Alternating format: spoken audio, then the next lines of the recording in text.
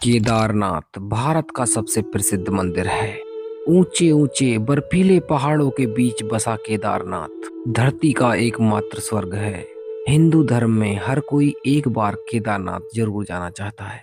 हर हर महादेव दोस्तों, आज की इस वीडियो में मैं आपको केदारनाथ यात्रा की संपूर्ण जानकारी दूंगा। इस वीडियो में मैं आपको बताऊंगा कि आप केदारनाथ की ये यात्रा कैसे कर सकते हैं और केदारनाथ की ये पवित्र यात्रा कहाँ से शुरू होती है और कहाँ पर खत्म होती है।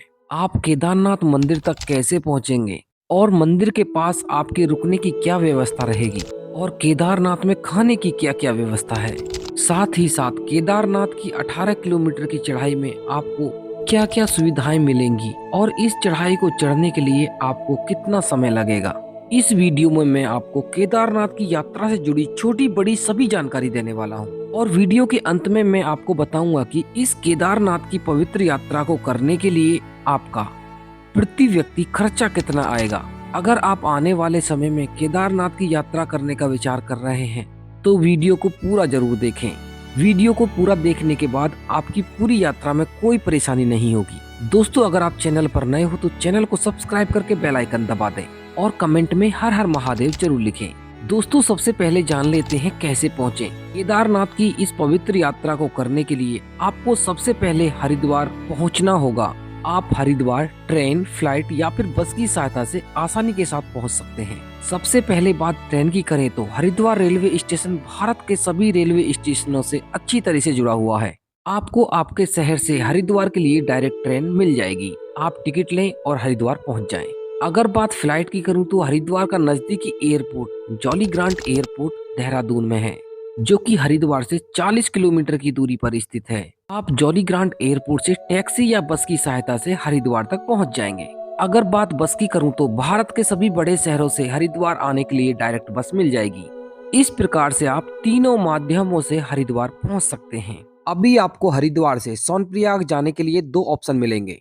आप शेयरिंग टैक्सी या फिर बस की मदद से सोनप्रयाग पहुंच सकते हैं। शेयरिंग टैक्सी आपको सुबह 5 बजे से दोपहर 12 बजे तक रेलवे स्टेशन के सामने से मिल जाएगी। शेयरिंग टैक्सी का किराया 900 रुपए प्रति व्यक्ति रहता है और आपको हरिद्वार रेलवे स्टेशन से सोनप्रयाग छोड़ देगा। अगर आप बस की सहायता से सोनप्रयाग जाना चाहते हैं तो उस स्थिति में हरिद्वार से सोनप्रयाग जाने वाली सभी बसें सुबह 4 बजे से लेकर 5 बजे के बीच हरिद्वार से सोनप्रयाग के लिए निकलती हैं। इन सभी बसों में 550 रुपए प्रति व्यक्ति किराया रहता है। दोस्तों, हरिद्वार से सोनप्रयाग का सफर बहुत ही सुहाना तथा प्राकृतिक दृश्यों से भरा है। इस सफर में आपको एक साइड में हजारों फीट नीचे बहती गंगा नदी दिखेगी तो दूसरी साइड में ऊंची ऊंची पर्वत श्रेणियों के दर्शन होंगे। इन खूबसूरत और मनमोहक दृश्यों का आनंद लेते हुए आप हरिद्वार से सोनप्रयाग पहुंच जाएंगे। इस पूरी यात्रा में 8 से 9 घंटे का समय लगेगा। हरिद्वार से सोनप्रयाग की इस यात्रा में आपकी बस 2 स्थानों पर रुकेगी। पहला स्थान है धारी देवी मंदिर। धारी देवी का मंदिर पवित्र गंगा नदी के बिल्कुल बीच में बना हुआ है। जब रुद्रप्रयाग में बांध का निर्माण चल रहा था तब उस समय इस मंदिर को यहाँ से उठाकर कुछ ऊंचाई पर रखने की कोशिश की गई। अनेक पंडितों ने माता रानी की इस मूर्ति को उठाने की कोशिश की, परंतु माता रानी की शक्तियों के कारण इस मूर्ति को उठाने में सफल नहीं हुए। इसके बाद सभी पंडितों ने मिलकर माता रानी की विशाल पूजा की और यज्ञ कराया, जिसके पश्चात माता रानी की मूर्ति को 11 साल की कन्या के द्वारा उठवाया गया। लेकिन जब धारी माता की मूर्ति उठाई गई उसी दिन 16 जून 2013 को केदारनाथ धाम में महाप्रलय आया था। केदारनाथ की इस घटना ने पूरे देश को झकझोर करके रख दिया था। इस घटना में हजारों लोगों की जान चली गई थी और हजारों आज भी लापता हैं। धारी देवी का यह मंदिर मेन रोड से 50 मीटर नीचे की ओर गंगा नदी के बिल्कुल बीच में बनाया गया है। मंदिर तक जाने के लिए सीढ़ियां बनाई गई हैं। मंदिर में जाने के पश्चात आप धारी माता के दिव्य दर्शन कर सकते हैं और अपनी अपनी मनोकामनाएं माता रानी से मांग सकते हैं। धारी माता के दर्शन करने के पश्चात हम आगे की यात्रा शुरू कर देते हैं तथा इसके पश्चात हमारी गाड़ी देवप्रयाग में जाकर रुकती है। देवप्रयाग वही स्थान है जहां पर भागीरथी तथा अलकनंदा नदी मिलकर मोक्षदायिनी गंगा नदी का निर्माण करती है। देवप्रयाग भी उत्तराखंड का एक पवित्र स्थल है। इस स्थान पर आपको भागीरथी नीले रंग तथा अलकनंदा मटमैले रंग में स्पष्ट रूप से दिखाई देती है।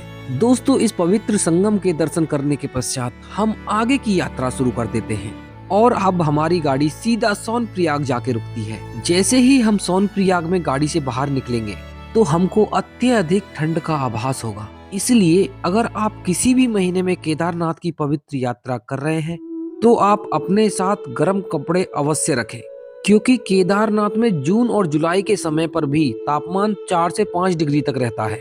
दोस्तों, अगर आप सोनप्रयाग अपनी पर्सनल गाड़ी से आ रहे हैं तो सोनप्रयाग और सीतापुर में 2 बड़ी पार्किंग बनी है, जहां पर हजारों गाड़ी खड़ी करने की व्यवस्था है। तो दोस्तों, इस प्रकार से आप सोनप्रयाग तक पहुंच जाएंगे। सोनप्रयाग पहुंचने के बाद आपके मन में सबसे बड़ा प्रश्न यह रहता है कि सोनप्रयाग में रुकने की व्यवस्था कहाँ करनी है, कहाँ रुकें। आपको सोनप्रयाग और सीतापुर में सभी प्रकार के होटल्स मिल जाएंगे, जहां आपको 800 से 1200 रुपए प्रति बेड का चार्ज देना होगा। आपके लिए सबसे अच्छा यह रहेगा कि आप केदारनाथ आने से पहले ही सोनप्रयाग में होटल की बुकिंग ऑनलाइन कराकर ही आएं, क्योंकि ऑफलाइन रूम की बुकिंग कराने के लिए आपको जगह जगह भटकना पड़ेगा और सोनप्रयाग में भीड़ ज्यादा होने के कारण आपको ज्यादा पैसे भी खर्च करने पड़ सकते हैं। सोनप्रयाग में आपको डॉर्मेट्री की सुविधा भी मिल जाएगी। डॉर्मेट्री में एक बेड का चार्ज 500 रुपए रहता है। दोस्तों, आप अपनी इच्छा अनुसार जल्दी से रूम लेकर या बेड लेकर जल्दी सो जाइए और अगले दिन सुबह 4 बजे उठ जाइए और होटल में ही स्नान कर लीजिए। सोनप्रयाग के ज्यादातर होटल्स में आपको गीजर की सुविधा मिल जाएगी, लेकिन अगर आप डॉर्मेट्री में रुक रहे हैं तो आपको गर्म पानी अलग से लेना होगा, जिसके लिए आपको 50 रुपए प्रति बाल्टी खर्च करने होंगे। आप जल्दी से स्नान करने के पश्चात पहुंच जाइए सोनप्रयाग की मार्केट में। अगर आपके पास कोई एक्स्ट्रा सामान या बैग है तो सोनप्रयाग की मार्केट में ही काफी क्लॉक रूम बने हुए हैं। आप अपने एक्स्ट्रा सामान को इन क्लॉक रूम में रख सकते हैं। क्लॉक रूम में सामान रखने के 24 घंटे के 50 रुपए प्रति बैग लिए जाते हैं। अभी हम आ जाते हैं सोनप्रयाग के बाजार में स्थित यात्रा रजिस्ट्रेशन काउंटर पर। यहाँ से आप अपनी यात्रा की पर्ची ले सकते हैं। इसी रजिस्ट्रेशन काउंटर से आपको घोड़ा, खच्चर तथा पालकी का टिकट भी मिल जाएगा। ये घोड़ा, खच्चर तथा पालकी आपको गौरीकुंड के बेस कैंप पर ही मिलेंगे, जो कि सोनप्रयाग से 5 किलोमीटर की दूरी पर स्थित है। सोनप्रयाग से गौरीकुंड तक जाने के लिए यहाँ पर बोलेरो जीप चलती है, जिसका किराया 50 रुपए प्रति व्यक्ति रहता है। सोनप्रयाग के बाजार से ही आपको सुमो बोलेरो के लिए लंबी लाइन मिल जाएगी। आपको इस लंबी लाइन में लगकर 1 घंटे का लंबा इंतजार करना पड़ सकता है और अपनी बारी आने पर आप सुमो बोलेरो लेकर सोनप्रयाग से गौरीकुंड तक पहुंच जाएंगे। 2013 की आपदा आने से पहले सभी बस तथा गाड़ियां गौरीकुंड तक जाती थी, लेकिन 2013 में आई महाप्रलय के कारण गौरीकुंड पूरा तहस नहस हो गया और गौरीकुंड की बड़ी पार्किंग भी सैलाब में बह गई। 2013 के बाद से उत्तराखंड सरकार ने सोनप्रयाग से गौरीकुंड के बीच सुमो बोलेरो का संचालन कराया। दोस्तों, यहाँ से शुरू होता है केदारनाथ का पैदल रास्ता। इस बोर्ड के ऊपर 16 किलोमीटर लिखा हुआ है, लेकिन यह पैदल रास्ता 16 किलोमीटर से ज्यादा है। आप गौरीकुंड में स्थित गर्म कुंड में स्नान कर सकते हैं और यहाँ पर स्नान करने के पश्चात आप गौरी माता के दर्शन भी कर सकते हैं। गौरी माता के दर्शन करने के पश्चात आप हर हर महादेव का जाप करते हुए केदारनाथ के लिए पैदल यात्रा शुरू कर दें। गौरीकुंड से ही आपकी पैदल यात्रा शुरू होती है। दोस्तों, अगर आप इस पैदल यात्रा को घोड़े, खच्चर या फिर पालकी से करना चाहते हैं, उसके लिए कुछ अलग अलग रेट हैं, जो कि इस प्रकार से हैं। अगर सबसे पहले घोड़े खच्चर की बात करूं तो वो आपसे 2500 रुपए लेंगे और गौरीकुंड से केदारनाथ बेस कैंप तक छोड़ देंगे। अगर आप गौरीकुंड से घोड़ा खच्चर लेते हैं तो वो आपको 2-3 जगह आराम कराते हुए 3 से 4 घंटे के अंदर केदारनाथ बेस कैंप उतार देंगे। अगर आप केदारनाथ से गौरीकुंड भी घोड़ा खच्चर से आना चाहते हैं तो उसका किराया 1740 रुपये है। अगर मैं बात करूं डोली या पालकी की, तो ये लोग वजन के हिसाब से पैसे लेते हैं। ये लोग डोली या पालकी का आपसे 7,000 से लेकर 10,000 के बीच चार्ज करेंगे। अगर आपकी इच्छा है या आपके साथ कोई बुजुर्ग है या फिर ऐसा व्यक्ति है जो ट्रैक नहीं कर सकता, तब आप घोड़ा खच्चर या पालकी की सुविधा ले सकते हैं।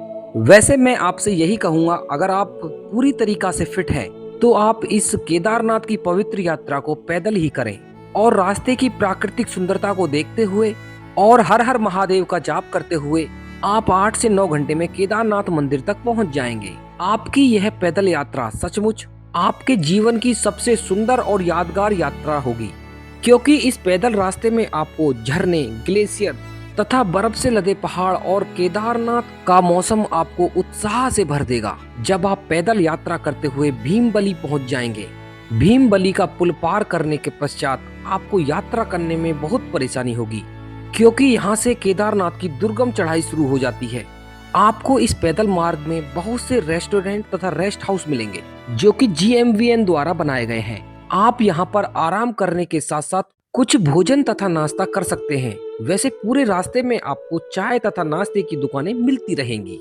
तथा जगह जगह श्रद्धालुओं को फ्रेश होने के लिए टॉयलेट भी बनाए गए हैं। जगह जगह आपको चिकित्सा सुविधा भी मिलेगी क्योंकि इस दुर्गम रास्ते में ऑक्सीजन कम होने के कारण सांस जल्दी जल्दी फूलता है।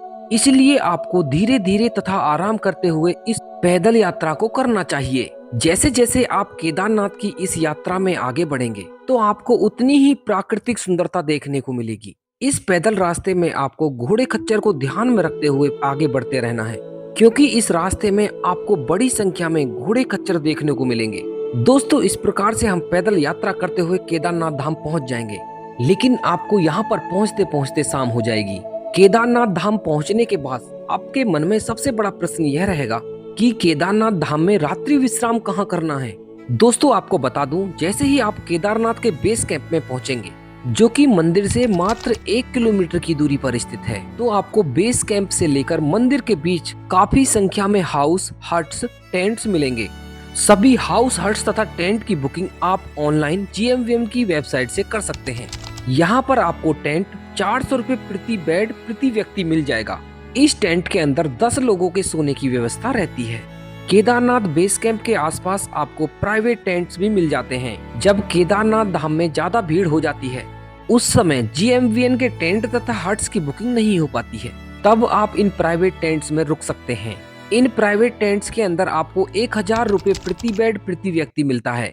इन प्राइवेट टेंट्स के अंदर एक टेंट के अंदर 6 लोगों के रुकने की व्यवस्था रहती है। दोस्तों, अगर बात करें केदारनाथ में होटल्स की, तो यहाँ पर लिमिटेड 4-5 होटल्स हैं। इन होटल्स के अंदर आपको रूम मिलना बहुत ही मुश्किल होता है। अगर आप इन होटल्स के अंदर रूम लेना चाहते हैं तो आपको 8 से 10 हजार रुपए एक रात के लिए खर्च करने होंगे। तो दोस्तों, इस प्रकार से हम केदारनाथ में रात्रि विश्राम की व्यवस्था कर लेंगे। दोस्तों, अभी मैं पहुंच गया हूं केदारनाथ के हेलीपैड के पास। इस हेलीपैड पर आपको लगातार हेलीकॉप्टर सर्विस देखने को मिलेगी। ये हेलीकॉप्टर की सर्विस आपको फाटा, गुप्तकाशी तथा सिरसी से मिलती है।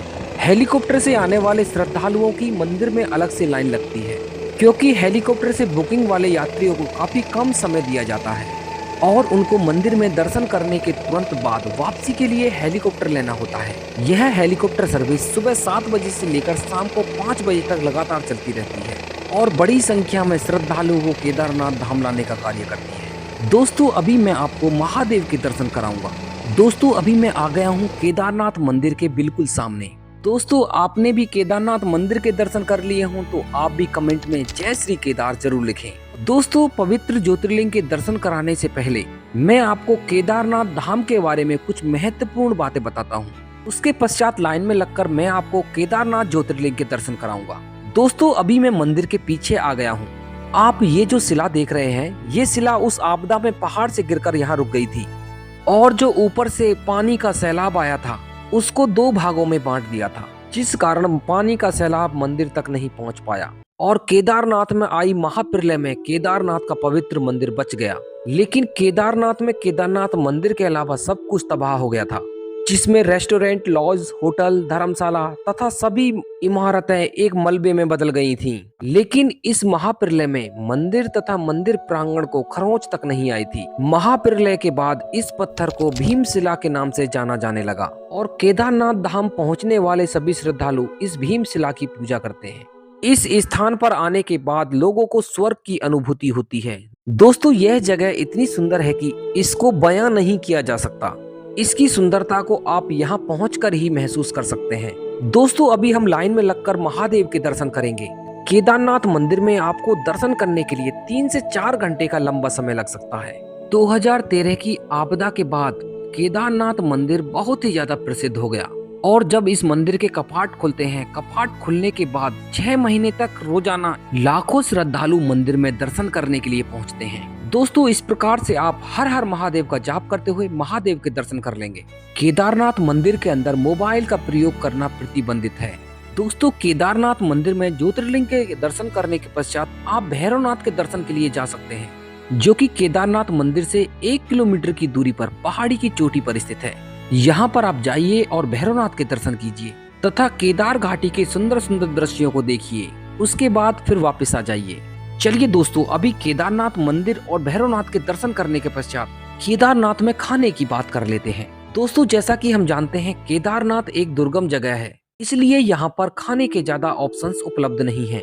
केदारनाथ में हेलीपैड के पास ही एक अन्नपूर्णा रेस्टोरेंट है। यहाँ इस रेस्टोरेंट में जाकर आप भोजन कर सकते हैं। यहाँ आपको एक थाली भोजन के 250 रुपए देने होंगे। अगर आपकी इस केदारनाथ यात्रा में बजट बिल्कुल कम है, तो इस स्थिति में आप भैरवनाथ के रास्ते में अलवर राजस्थान के लोगों द्वारा अन्न क्षेत्र चलाया जाता है, आप वहां जाकर निशुल्क भोजन कर सकते हैं। दोस्तों, अभी आप केदारनाथ में भोजन करने के पश्चात गौरी कुंड के लिए वापसी कर दीजिए और गौरी कुंड पहुंचने के बाद टाटा सोमो लेकर सोनप्रयाग पहुंच जाइए। तो दोस्तों, आपके सोनप्रयाग पहुंचने के बाद आपकी केदारनाथ की पवित्र यात्रा पूरी होती है। चलिए दोस्तों, अभी बात कर लेते हैं केदारनाथ की इस पवित्र यात्रा में आपका कितना खर्चा होगा। दोस्तों, मान लीजिए आपकी इस यात्रा को पूरा करने में 3 नाइट 4 डेज लगते हैं, तो आपकी इस पूरी यात्रा में 9 से 10 हजार रुपए खर्च हो जाएंगे। तो दोस्तों, ये थी केदारनाथ यात्रा की संपूर्ण जानकारी। अगर आपको केदारनाथ यात्रा से जुड़ी अन्य जानकारी चाहिए तो कमेंट में पूछ सकते हैं, मैं उसका जरूर आंसर करूंगा। दोस्तों, अगर वीडियो अच्छा लगा हो तो वीडियो को लाइक करें, ज्यादा से ज्यादा शेयर करें और ऐसी ही धार्मिक वीडियोस देखने के लिए हमारे चैनल को सब्सक्राइब कर दें और बेल आइकन दबा दें।